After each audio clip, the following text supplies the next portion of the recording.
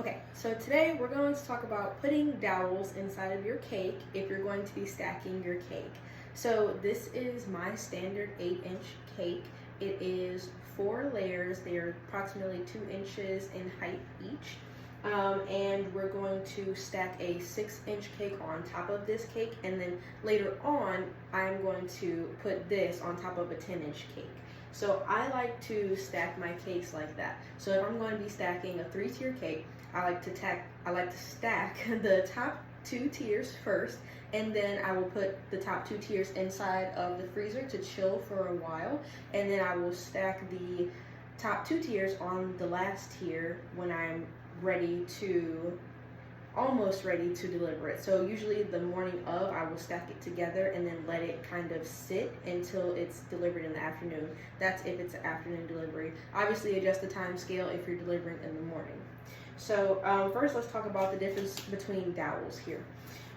So a lot of people I have seen use plastic straws, like boba straws, just to give you a understanding. This is what a lot of people use nowadays. They are really cost effective and some people really like them. I don't like them. The reason I don't like them is because this.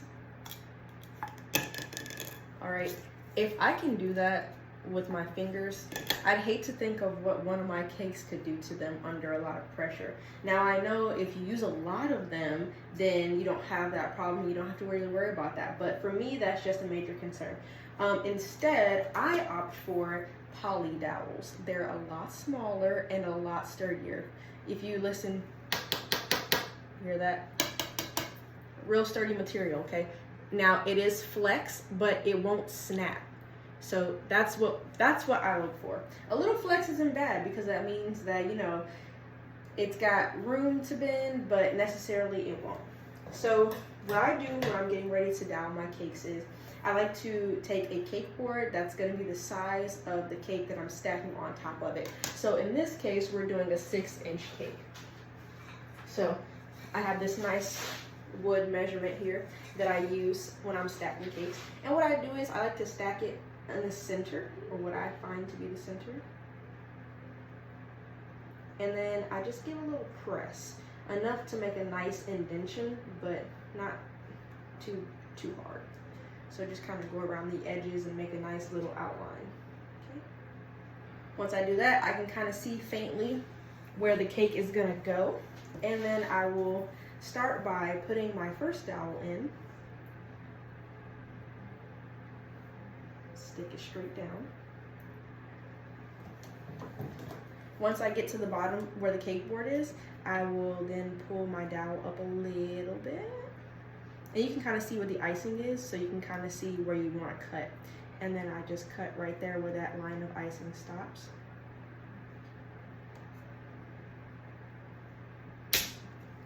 Okay. Keep in mind, poly dowels do take a little bit of force when you're cutting them. And then once I have that little bit sticking out, I then go ahead and push that back down. Okay. Let's say I have a little bit sticking up still. Trim it again.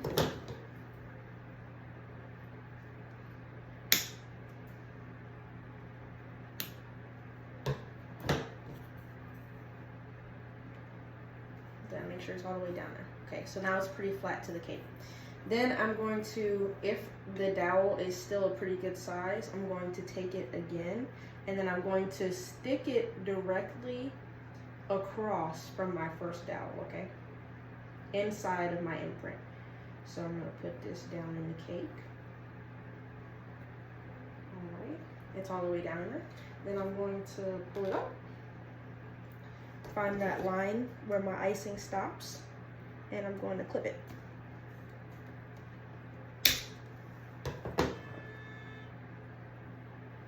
Push it back down. Perfect. Now we're going to repeat that one more time. We're only going to use 4 poly dowels, guys. Only 4. We don't need to use a ton here. Okay. We're going to go to the center of the cake, and then we're going to go straight across to the edge. Insert. Okay. Pull up.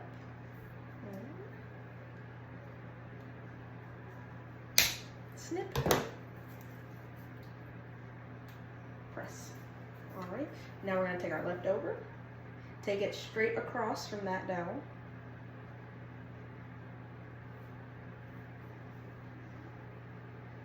Push down, okay. Pull up again, find that icing, see where that icing is right there.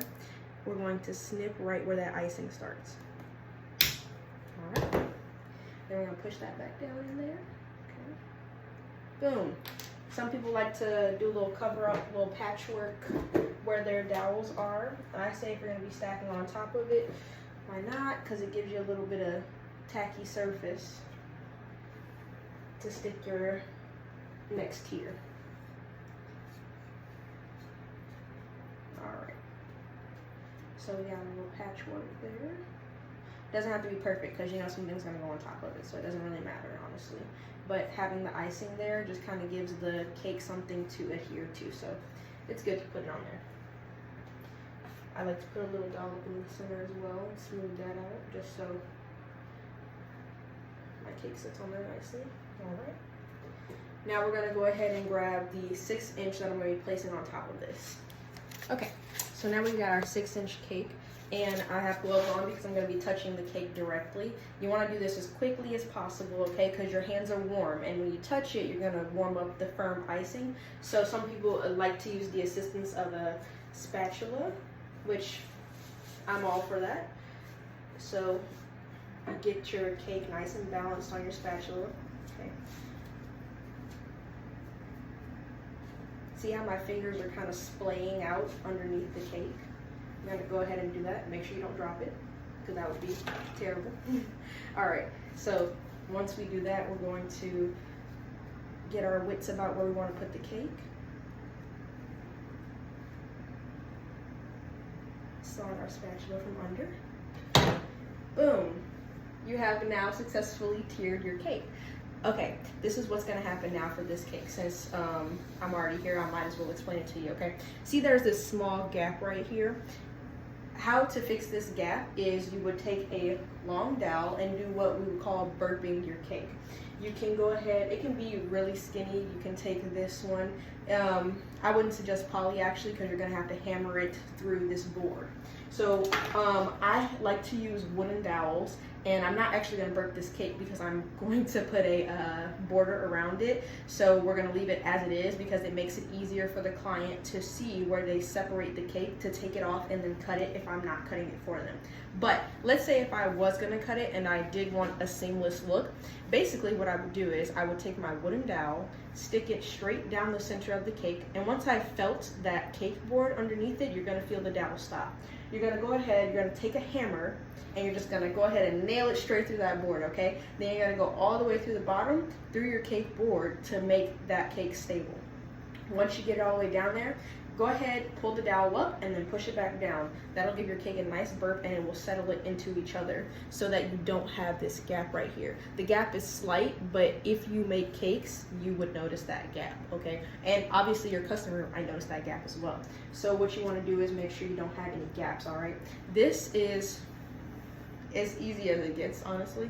You don't have to do a lot. Make sure you have the type of dowel you're comfortable working with.